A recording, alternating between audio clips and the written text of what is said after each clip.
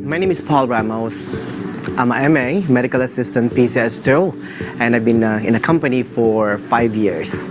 I choose to work in AHF to carry the heart and soul for my dad, my late dad. He was diagnosed with HIV and AIDS.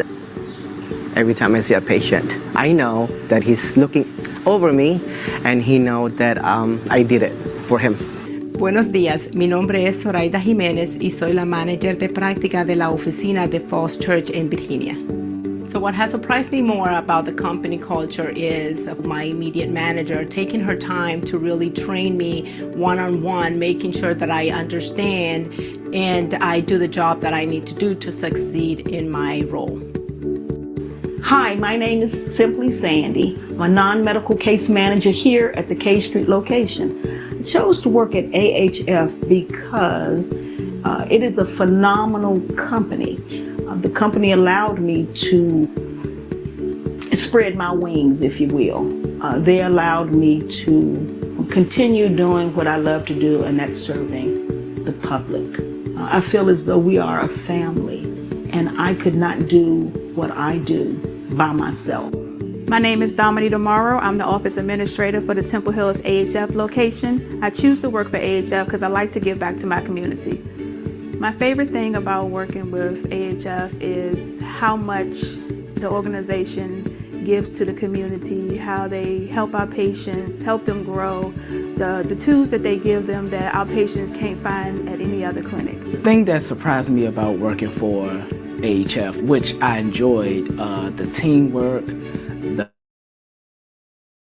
it's a really great work environment. You look forward to actually getting up and coming to work. AHF is one of those companies that I will say that really looks out and really cares about their employees.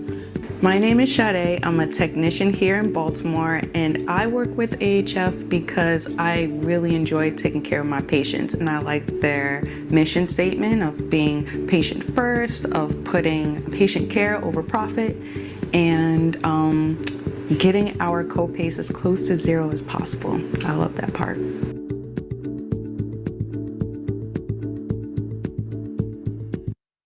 The average baseball stadium holds about 50,000 people, enough to fill a dance floor the size of a New York City block. It was also the number of people in the US who became HIV positive every year since 2003. Then, something happened. One by one, we said, enough is enough. Instead of waiting for a cure, we took action. We got tested and retested. We talked to each other, and we talked to healthcare providers about HIV prevention options. People living with HIV started treatment right away and stuck to it, which can prevent the spread of HIV through sex. New infections went down, but we still have work to do. So let's all do our part and keep fighting, because together we can all help stop the virus. Find out what you can do at helpstopthevirus.com.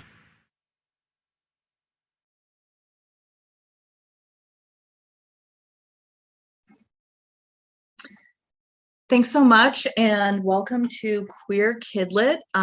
In the face of bans, we are going to get right into reading. So many wonderful authors are here today to share our picture books with you. And we're going to get started right away to have time for everybody. First is JR and Vanessa Ford reading Calvin. Good afternoon, everyone. I'm Vanessa Ford. Hi, and I'm JR Ford. And we are thrilled to read Calvin with you. Let us just share our screen. Calvin.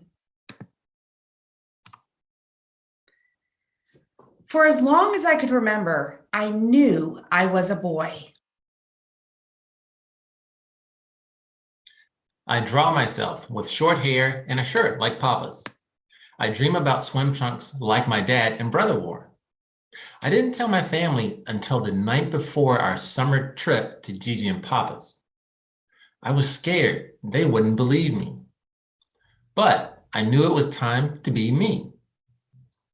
Whenever I have to do something scary, My dad always says, take deep breaths and count down from 5.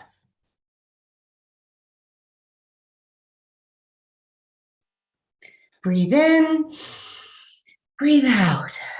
5, 4, 3, 2, 1. I'm not a girl, I told my family. I'm a boy in my heart and in my brain. We love you if you are a girl, boy, neither, or both. We love you whoever you are, my dad said. Later, Dad told me the word for how I felt was transgender. Being transgender means other people think you are one gender, but inside, you know you're a different one. I wondered how Gigi and Papa would react. As we got closer, I squeezed my stuffed lion to my chest. I had already told my family who I was. Now, I needed to tell them my name. The same name as your favorite stuffed lion? Dad asked. It's why I named him that. It's always been my name to me.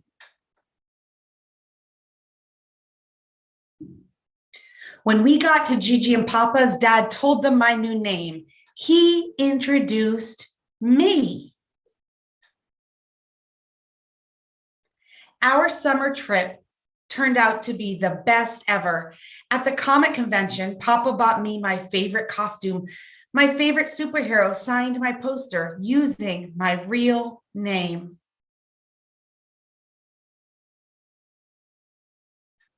At Waterworld, Gigi bought me and my brother matching swim trunks. Even the water slides felt better in them. In line for popcorn, I made a new friend. I felt proud to tell him my name. We spent the whole day together. On the last day of vacation at the big outlet stores near Gigi and Papa's, I picked out new clothes. That night, I gave my family a fashion show. You look so handsome, Gigi told me. School was starting soon, and I knew there was only one more thing I needed to feel like me. When I looked in the mirror, I finally saw me. Dad said there were other transgender people in the world, but I didn't know any kids like me at my school, and school started next week. Being the only one felt scary. How would everyone treat me? What if my friends wouldn't call me he? What if?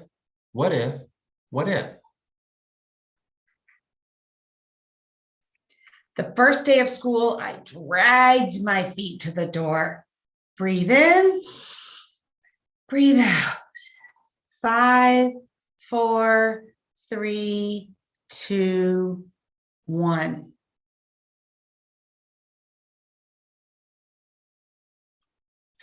Welcome back to school. We're glad you're here. When the principal said my name, I felt safe and happy. Violet skipped up to me, calling out my new name too. You know my name? I asked. Yep, your dad told my mom you're a boy now. I've always been a boy inside. Are we still friends? Yes. Did you bring your jump rope for recess? When I stepped inside my classroom, I couldn't believe what I saw. The cubby, the lunch chart, the homework station, and the mailbox, the name tag on the table. My new name was everywhere. Everywhere it should be. I felt my fears start to go away. Welcome back, class. For morning meeting, we'll all share about our summers. I knew just what I would say when it was my turn.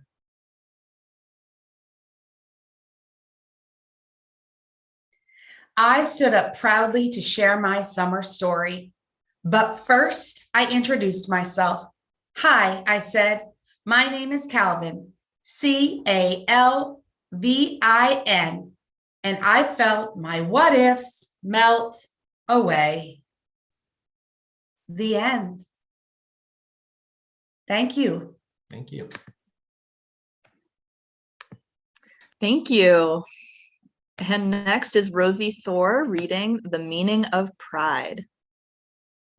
Thanks so much, Sarah. Hi, everyone. I'm really excited to share the meaning of pride. It's my ode to representation and what pride means, both the event and the emotion. So just give me a second here.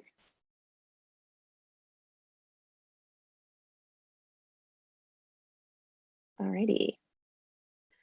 The meaning of pride.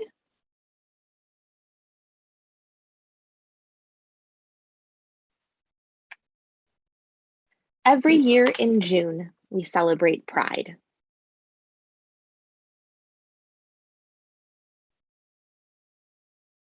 Everyone is welcome, whether lesbian, gay, bisexual, transgender, queer, intersex, asexual, pansexual, and more. Allies can join in too.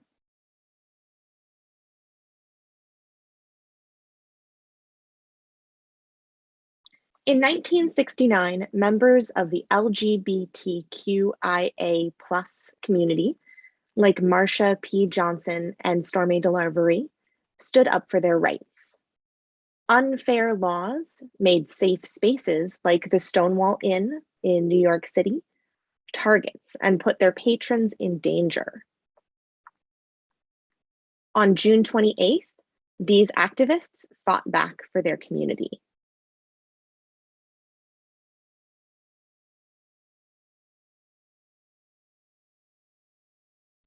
LGBTQIA+ people have been fighting for our rights for a long time. We've worked hard so that we can all be true to who we are.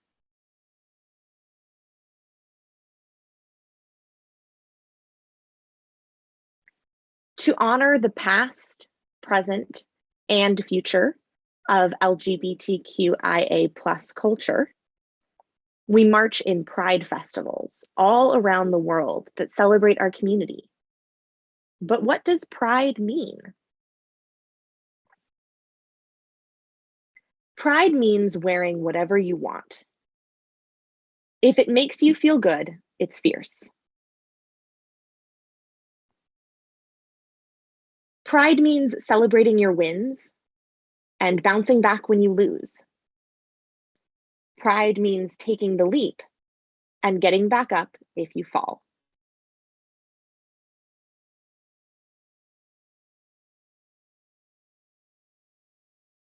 Pride means reaching for the stars and never apologizing for how you express yourself.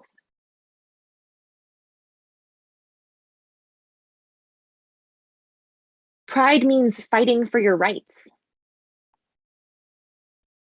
and the rights of others.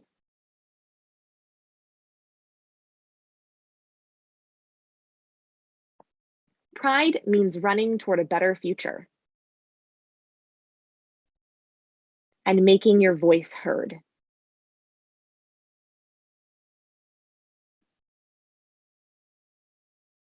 Pride means living your truth, or dancing it, or singing it.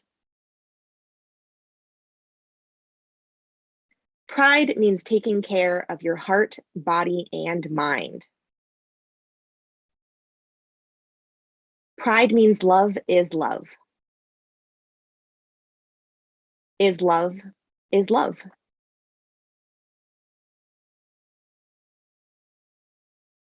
But most of all, pride means loving yourself.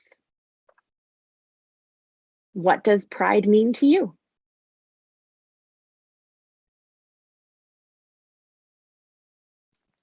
And the end. Thanks. Thank you, Rosiee. Awesome. Wonderful. Next we have Isabel Millán reading Chabelita's Heart.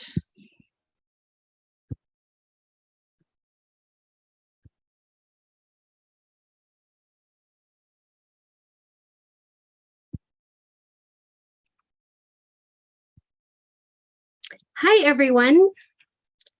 I'm Isabel Millán, author and illustrator of Chabelita's Heart. With the support of her loving Chicanx family, a girl named Chabelita discovers it's okay to like other girls. Published by Reflection Press. Chabelita bursts into the kitchen. Papa, tell me a story. How about the one with your great-grandma? Yes, that one. Papa begins. Your great-grandma rode on a brown horse. Chabelita's heart dances with excitement as she listens and imagines her next drawing. She loves to draw people, especially the people Papa mentions in his stories. Chabelita finishes her drawing at school. She puts down a brown crayon as her teacher announces, "Students, please join me in welcoming Jimena to our classroom." Her eyes sparkle like stars, whispers Chabelita to herself. I hope she sits next to me. And she does. Jimena spots the bilingual title on Chabelita's book.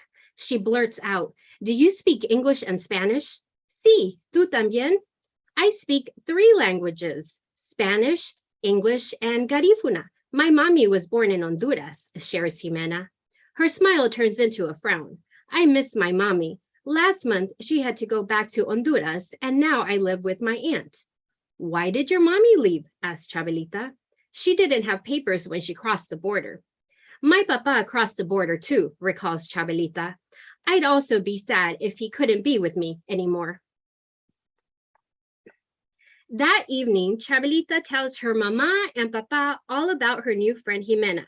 She adds, and she lives with her Aunt Aurora, who is an artist and has a cat named Luna.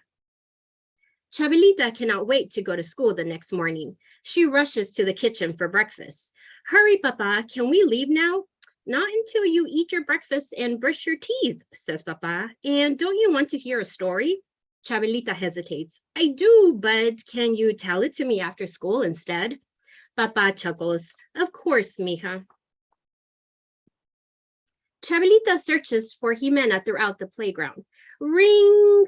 Jimena comes running up to Chabelita as the first bell goes off.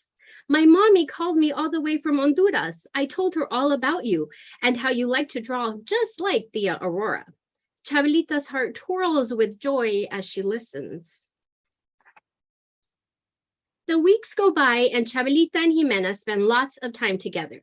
They trade snacks during lunch. They play on the same team during recess. They help each other with homework after school. Chabelita is excellent at math. Jimena loves learning about geography. She points to Honduras with pride. One day I will visit my mommy there. Maybe you can come too, she says with a smile. Chabelita blushes. I would like that. On picture day, Chabelita proudly shows off her new bow tie. My mommy gave it to me. It's decorated with pink conchas like the kind I eat with hot chocolate. Jimena loves the bow tie. May I wear it during my photo too? She asks bashfully. Chabelita imagines the bow tie on Jimena and can't help smiling at the thought of them matching. Of course, she exclaims as she takes off her bow tie and offers to put it on Jimena. Jacob spots them by the big oak tree. As he walks by, he taunts, "Ooh, Chabelita likes Jimena. Chabelita likes Jimena." Chabelita feels her whole face turn bright red, like the tulips surrounding the playground. She wants to hide behind a tree or run away. To Chabelita's surprise, Jimena holds out her hand and smiles back at her. So what if Chabelita likes me? I like her too, she proclaims. Emboldened, Chabelita adds, yes, girls can like girls. Jimena and Chabelita walk away holding hands, leaving Jacob behind as they get in line for their photos. Chabelita and Jimena meet the next day after school. Where should we do our art project? Asks Chabelita. My tia Aurora has the best art supplies, responds Jimena. Let's go there, they agree. Jimena turns to her aunt. Tia Aurora, we need to draw someone we admire. Yes, adds Chabelita, to hang up in our classroom. Will you help us? Absolutely. Have you already chosen your role models? Yes, nods Chabelita. Papa once told me a story of Nancy Cardenas who lived in Mexico. I choose her because we both like reading, writing, And girls, she says timidly. Thea Aurora smiles affirmatively. Jimena also immediately knows who to choose. My mommy told me about Berta Cáceres from Honduras. She helped protect rivers and trees. Thea Aurora is delighted to help them with their art projects. She brings out her markers, color pencils, crayons, and paint sets. The following week, Chabelita and Jimena hang their drawings side by side in their classroom. Below them, they hang their own photographs with their matching heart-shaped concha bow tie. As the end of the school year approaches, so does Jimena's birthday. We made chile rellenos, says Chabelita as she arrives at Jimena's party. After dinner, everyone joyfully sings, "Happy birthday!" Jimena closes her eyes, making a wish as she blows out her candles. Just then, the phone rings. "Jimena, your mommy is calling from Honduras," announces Thea Aurora. Jimena rushes to the phone. "Happy birthday, my querida mija," says her mommy. She then asks Thea Aurora to give Jimena the birthday gift she had previously mailed. Jimena carefully unwraps her mommy's gift. "It's a bow tie covered with bright stars," she shares as she jumps up and down. "Mija, now you can match with Chabelita. And when you miss me, look up toward the sky. I love you more than all the stars combined." Jimena's eyes light up like the stars on her new bow tie. She thanks her mommy for the gift and asks Chabelita to help her put it on. As Chabelita and Jimena embrace, they can feel all the love inside them and all the love that surrounds them, both near and far. The end. And this book is based on my own experience as a first grader, or what I like to call my auto fantasia, and also includes a bow tie activity you can do and share online as well as an accompanied video. Thank you. Thank you, Isabel. Wonderful. I'm up next. My name is Sarah Prager. I use she, her pronouns, and I'm going to be reading my picture book that just came out on Tuesday. It's called Kind Like Marcia, Learning from LGBTQ+ Leaders.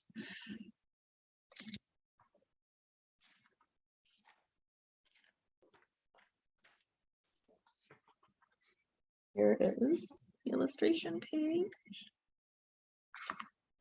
Marsha P. Johnson, you can be kind like Marsha. Marsha P. Johnson was an activist who took care of everyone in her community in New York City. Pay it no mind. Harvey Milk, you can be inclusive like Harvey. Harvey Milk brought people together for the cause of equality by talking about respecting everyone, even if they were different. Hope will never be silent.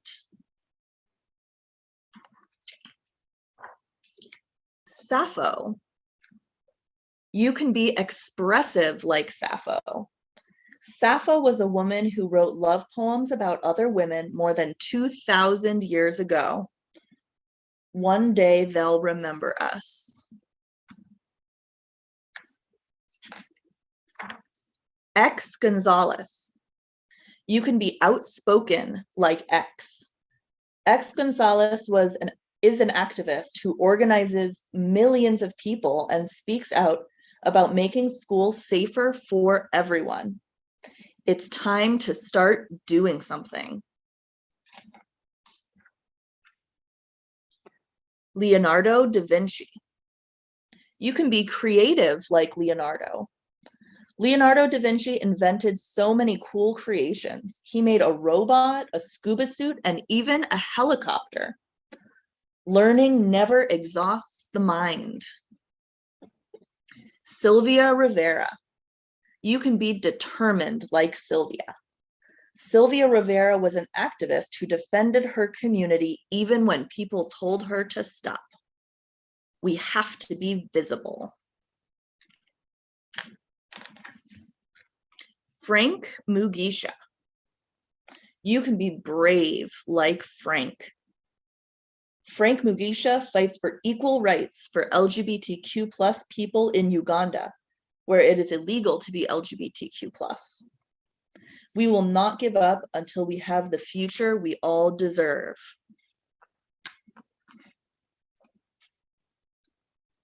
Audre Lorde. You can be thoughtful like Audre. Audre Lorde wrote about equal rights for women, Black people, and gay people. She turned her thoughts about justice into writing that made others change their minds. We are powerful because we have survived. Eye of Han. You can be loving like I. Emperor Eye of Han ruled all of China, but he always made time for the man he loved the most, Dong Xian. I know your faithfulness. Frida Kahlo. You can be artistic like Frida. Frida Kahlo created beautiful paintings that often showed herself, sometimes with cute animals. She was proud of who she was. I am happy to be alive as long as I can paint. Lynn Conway. You can be smart like Lynn. Lynn Conway helped make the little computers that are used inside all electronic devices today, like tablets and phones. It's the learning that's fun. Alberto Santos Dumont. You can be daring like Alberto. Alberto Santos Dumont created some of the first ever airplanes and other flying machines. Even when the airships would crash with him inside, he'd keep trying again and again. Still, I persevered. Alan L. Hart. You can be inventive like Alan. Alan L. Hart helped save thousands of lives as a doctor who pioneered the use of X-ray technology to detect illness in patients earlier than ever before. I have been happier since I made this change than I ever have in my life. Josephine Baker. You can be resilient like Josephine.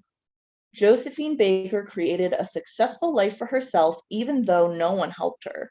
She became a world-famous and beloved star who was also a spy, an activist, and a mom. The things we truly love stay with us always, locked in our hearts as long as life remains. All of these people are LGBTQ+, which means they have identities as diverse as the rainbow. You can be like them by being you. The end. And next, we have Lil Miss Hot Mess with If You're a Drag Queen and You Know It. Thank you. Wonderful. Thanks, everybody. I'm so happy to be here with you all. And unfortunately, I just got back from traveling and all my drag is still packed up in a suitcase. So I am going to play a pre-recorded video for you of my book, If You're a Drag Queen and You Know It, illustrated by Olga de Dios and published by Running Press Kids. So here we go. If you haven't already figured it out, this is going to be to the tune of If You're Happy and You Know It. 1, 2, 3. If you're a drag queen and you know it, below a kiss, mwah. If you're a drag queen and you know it, below a kiss, mwah. If you're a drag queen and you know it, and you really want to show it, if you're a drag queen and you know it, below a kiss, mwah. If you're a drag queen and you know it, strike a pose. If you're a drag queen and you know it, strike a pose. If you're a drag queen and you know it, and you really want to show it, if you're a drag queen and you know it, strike a pose. Pose. If you're a drag queen and you know it, say ta-da, ta-da. If you're a drag queen and you know it, say ta-da, ta-da. If you're a drag queen and you know it, and you really want to show it, if you're a drag queen and you know it, say ta-da, ta-da. If you're a drag queen and you know it, do all three. Mwah. Pose. Ta-da. If you're a drag queen and you know it, do all three. Mwah. Pose. Ta-da. If you're a drag queen and you know it, and you really want to show it, if you're a drag queen and you know it, do all three. Mwah.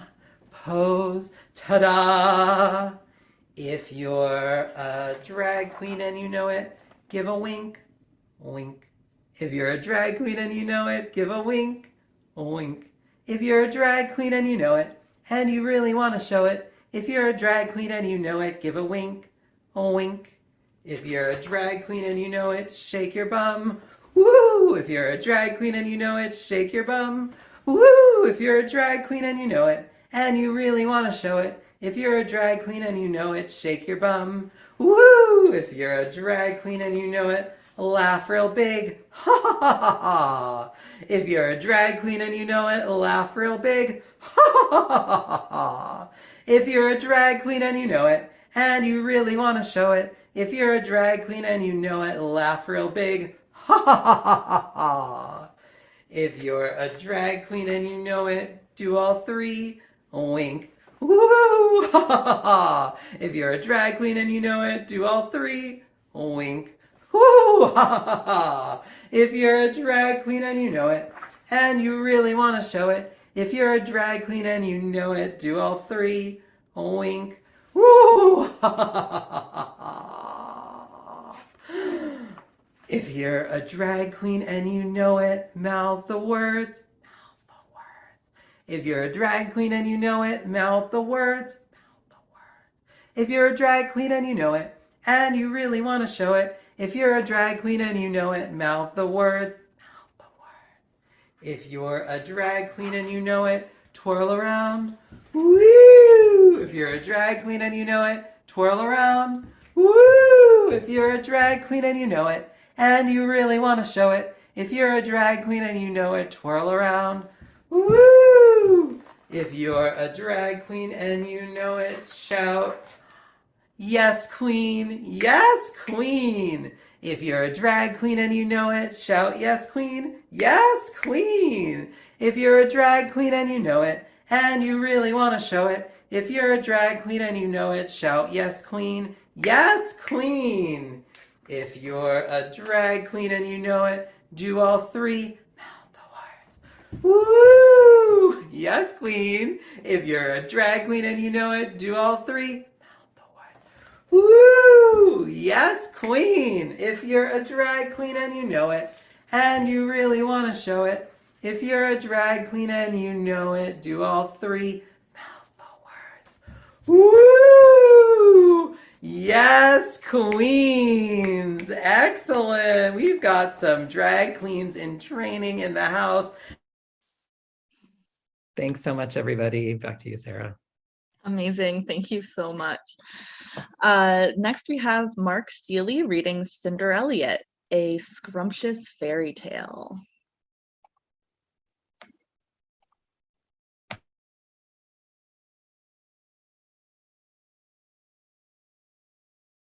Hi, everyone. I'm Mark Ceilley, and along with my co-author, Rachel Smoker Richardson, we've written this book together, and it's illustrated by Stephanie Liberis, and it's published by Running Press Kids.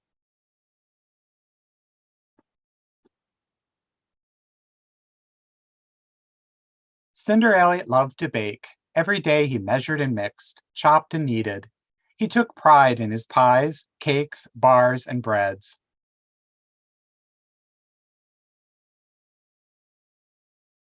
But Cinderella wished for more.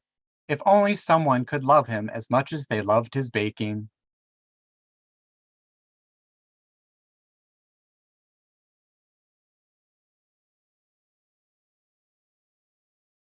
Instead, he spent his days baking for his stepsister and stepbrother, who loved to eat. "Eclairs!" screeched Neville. "Cannoli!" yelled Gertrude. With a sigh, Cinderella served delicious creations to his step-siblings.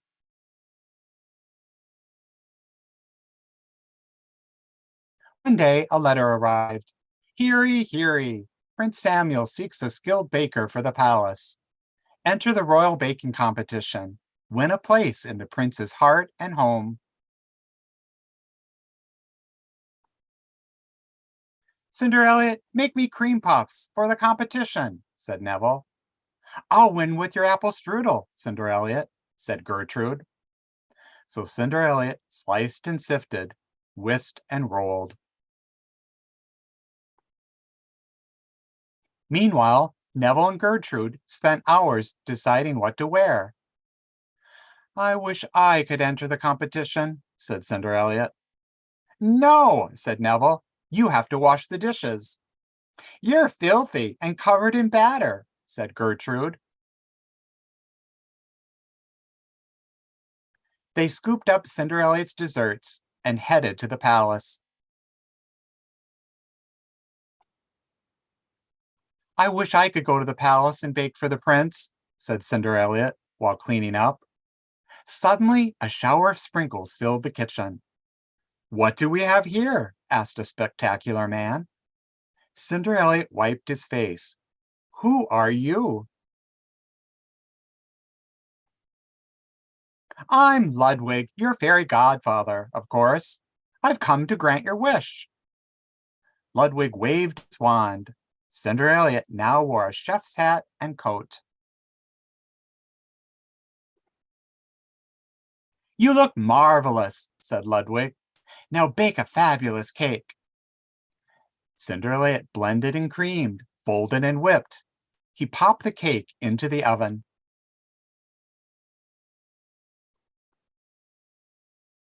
Ludwig waved his wand. The kitchen sparkled. Cinder Elliott and his cake were ready for the competition.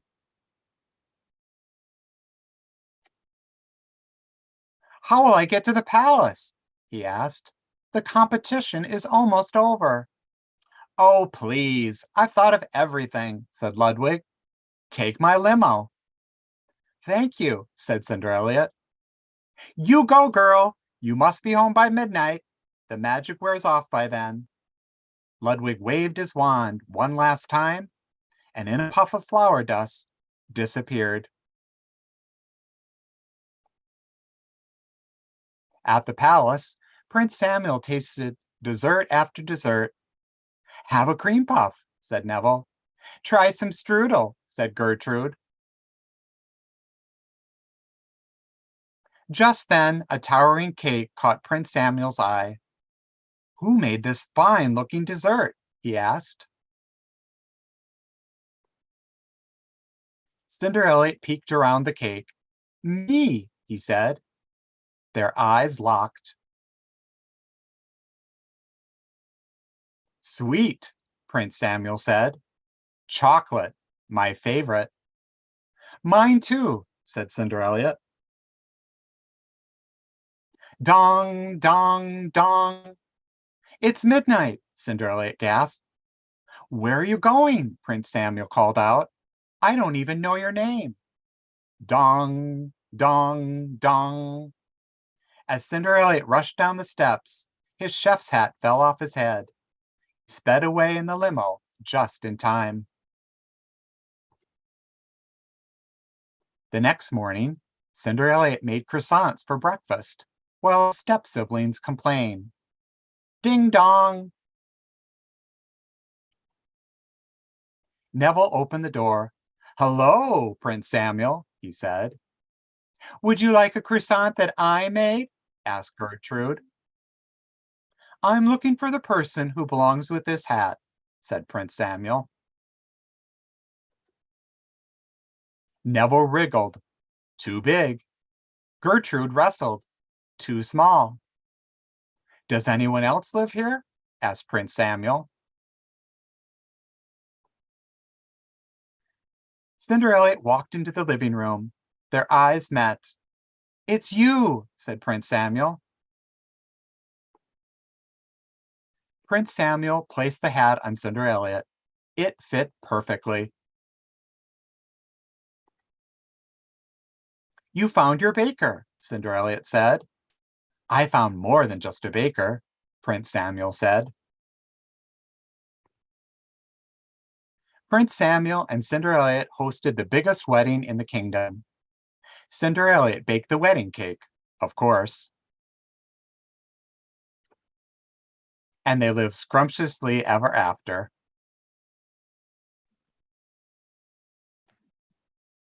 Thank you. Thank you, Mark. All right, next we have Jonathan Hillman reading Big Wig.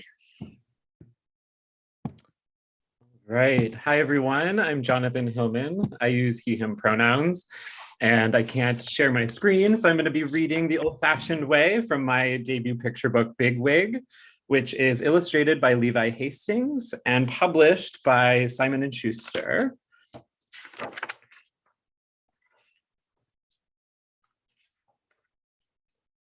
This is Wig.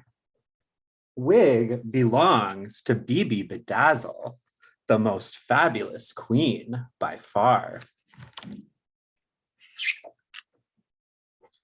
When Bibi takes the stage, Wig is a star. Wig grows when the lights snap. Wig grows when the people clap. When the music twirls and tangles, Wig forgets one tiny fact. Wig is not very big. These are the big wigs, teetering, towering atop the other queens. They're all here for the Big Wig Ball, the only night when Wig feels small. This is Wig, wigging out. Nowhere to hide, Wig hitches a ride on the head of this little guy. But with Wig on his side, Little is a little less little. He stands a little taller. He puffs out his chest. He believes that he is the best. And the bigger he believes, the bigger Wig believes too. Wig remembers what wigs can do. Wig brushes the world bolder, brighter hues. Wig hears whispered wishes and turns them into something true. The bigger their dreams, the bigger Wig seems. Everyone wants Wig on their team. One by one, Wig gives them a try, and all together, they help Wig fly. Higher, higher above Wig's fear, all the way up where Wig can see clear. Bibi Bedazzle needs Wig most of all. Without her wig, Bibi is bald. Wig frizzes and fizzles and splits her ends, flying home fast to find her friend. Wig makes Bibi bigger. Bigger when the lights snap. Bigger when the people clap. Bigger when the music flips and flows. That's how Wig knows. Wig is big enough to win the prize.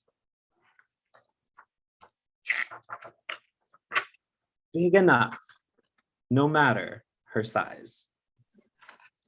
That's all for me. Thank you so much. And thanks to our ASL interpreters for your amazing work. And thanks to all the other panelists. I'll second thanking the interpreters, and it's always nice to see a kitty friend. Yes. Always the best part of any Zoom event, right? Yes.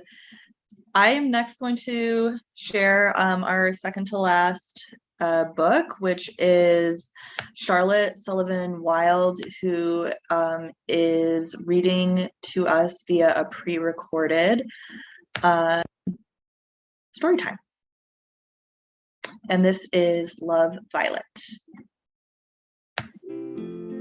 Love, Violet. Words by Charlotte Sullivan Wild. Pictures by Charlene Chua. As far as Violet was concerned, only one person in her class raced like the wind. Only one had a leaping laugh. Only one made Violet's heart skip. Mira. Every day, Violet dreamed of astounding Mira with heroic feats and bringing her treasures and galloping off together on adventures. But whenever Mira came near, "What are you drawing, Violet? Want to play horses, Violet? Where's Violet? We're line buddies today." Violet went shy. One wintry day, Violet had an idea. An idea with crayons and scissors, glitter and glue. When it was just right, she signed her Valentine, "Love, Violet." Maybe tomorrow their adventures would begin. On Valentine's Day, Violet woke to shimmering snow. On went her boots and lucky cowgirl hat, and under that hat went Violet's surprise. As Violet kicked through snow to school, Carlos asked, "Did everybody bring Valentines?" "I bet you made a special one for somebody," teased Jade. "Ew, did not," cried Carlos. "Violet, did you?" Violet blushed hot. "I gotta go." She darted through the wintry gust with her hat pulled low. Just then, Mira raced up like the wind. "Nice hat, Violet." Snow sparkled on Mira's eyelashes. Mira was magnificent. But what if Violet's Valentine wasn't? Suddenly, Violet's heart thundered like 100 galloping horses. She reached for her hat and... thumpity, thumpity, thumpity... bolted. All day long, Violet's stomach lurched. What if Violet couldn't give her Valentine? What if Mira didn't want her Valentine? What if they never adventured? "Time for Valentines," called Mr. York. Violet squeaked. Queasy and quivering, Violet delivered her Valentines, all but one. She looked left, she looked right, she lifted her hat, thumpity thumpity thump. "Did you give all your Valentines?" Mira asked, appearing out of nowhere. Violet jumped. She smacked right into Mira and tumbled into the coats. All around her, kids hooted and howled. Violet shrank into the tangle of scarves. She wanted to say sorry. She wanted to give Mira her Valentine. Instead, she scrambled away, hiding her eyes and her surprise under her hat. At recess, Violet made a lonely angel in the snow. How could she ever face Mira now? Then, laughter lassoed across the playground, a laugh like leaping horses, a laugh that warmed Violet down into her boots. Violet sprang up. Only one person had praised her hat. Only one hadn't laughed when she fell. Only one had ever asked her to play horses. Could it be Mira wanted to be her Valentine? "Mira!" cried Violet. "I have something for you." Violet flew through the snow. She scaled drifts, slid across ice. She even dodged a barrage of snowballs under the jungle gym. When the wind whooshed up Violet's hat and Mira's Valentine twirled down, down, down beneath stampeding feet. No! like the wind. Violet, what's wrong? Violet sniffed.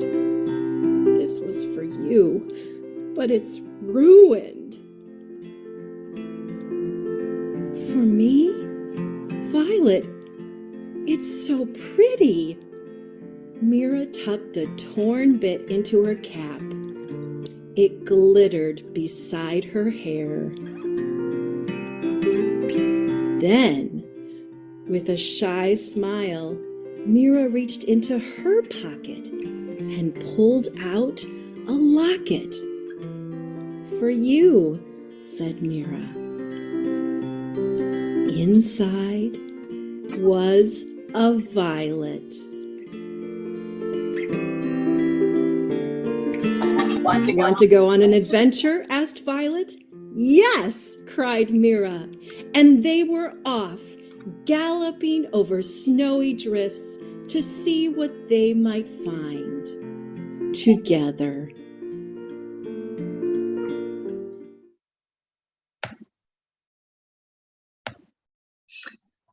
All right, and then our final reader is Eric Rosswood, reading Strong. Hello, everyone. Thank you very much for having me. My name is Eric Rosswood. I am the co-author of Strong, written by the fabulous, wonderful Nidhi Chinani. And this is the true story about the world's first and only openly gay professional strongman competitor who's broken American weightlifting records. So, it says, Rob was a strong kid. He lifted heavy boxes, opened the tightest pickle jars, and always brought the groceries into the house in one trip, which is something I strive to do myself. In school, he tried sports that tested his strength. He felt mighty like an elephant as he helped pull competitors across the tug-of-war line. He felt sturdy like a boulder when he guarded his team's quarterback. And he felt powerful like a rocket when he lifted other cheerleaders high in the air.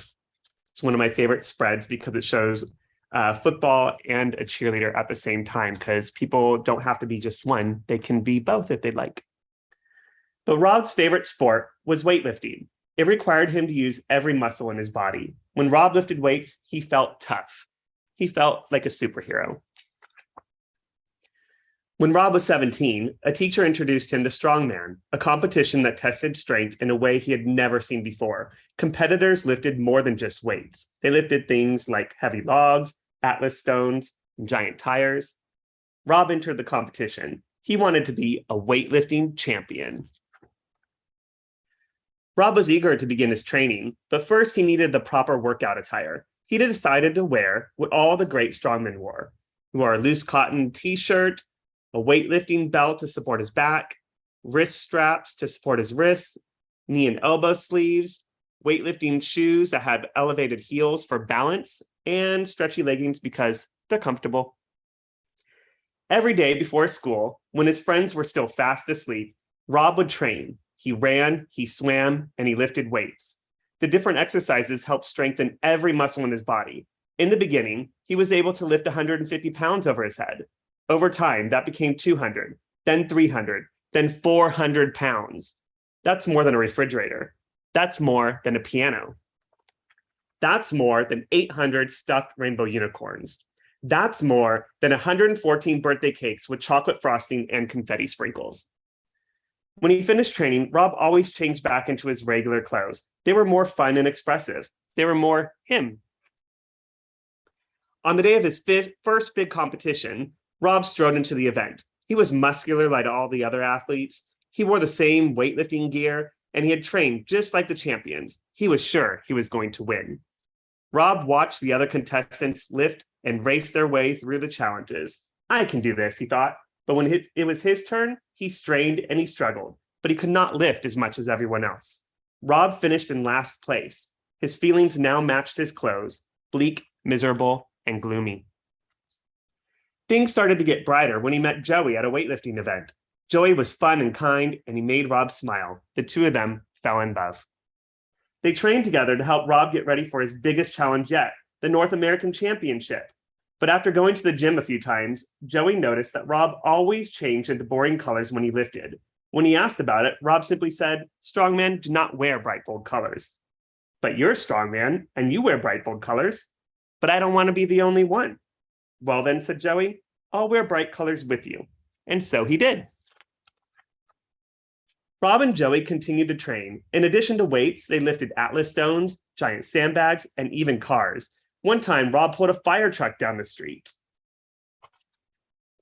On the day of the North American Championship, Rob watched from the sidelines as the challengers sped through the course. They lifted circus dumbbells, blocks, Atlas stones, and logs. He wondered if he could win. Was he fast enough? Was he strong enough? When it was his turn, Rob stepped out onto the stage. He wanted to hide when he heard the whispers, but it was too late. He was already on the floor, so he took a deep breath and focused on doing his best. What is he wearing?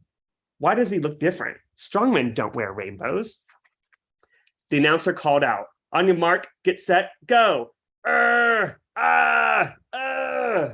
when he got to the giant log, he struggled to lift it over his head. Everybody's looking at me, he thought. Rob's body started to shake, and it looked like he couldn't hold on any longer. Just then, he saw a familiar face in the crowd. Come on, Rob, you can do it. There's Joey. Suddenly, Rob didn't feel so alone. With one final push, he lifted the log over his head. The crowd cheered. When Rob won the competition, he was named the strongest person in North America. From that day forward, Rob stopped worrying about what other people thought of him, because whenever someone said he looked silly, Rob just had to remind himself of one thing, that he looked like a champion. And at the end of this book is a message from Rob of support to the readers, a little bit of information about him, and information about the different types of competitions and events that are at the Strongman event.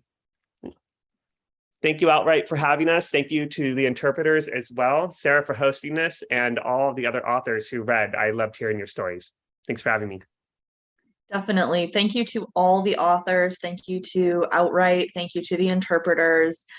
I'm amazed at how many books we could fit into 1 hour, and we made it at 3:28 for a 3:30 end time. So if anyone watching does have questions, you can feel free to put them in the chat on the YouTube stream, and we can try to come into the YouTube chat and answer them.